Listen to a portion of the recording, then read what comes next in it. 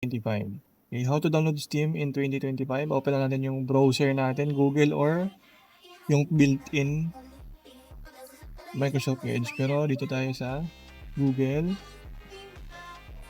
Okay. Steam.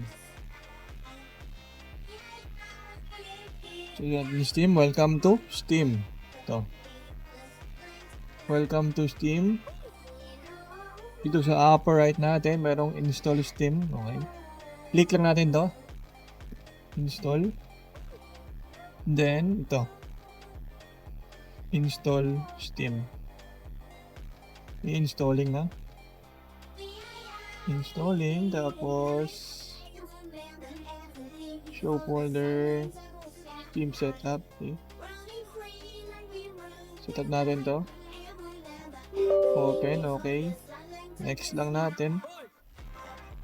English. So, natin ilalagay si Steam.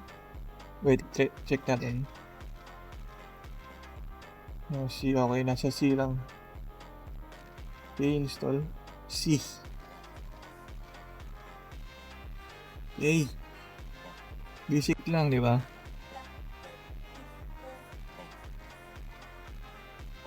Downloading update. Okay, hintayin lang natin.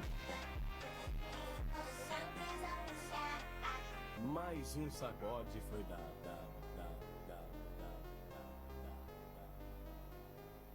Okay, installing na. Hintayin lang natin. Okay. Wala. Steam. So, lagyan nila yung Steam account natin. Pero natin itong delete na natin. Okay. Yun lang.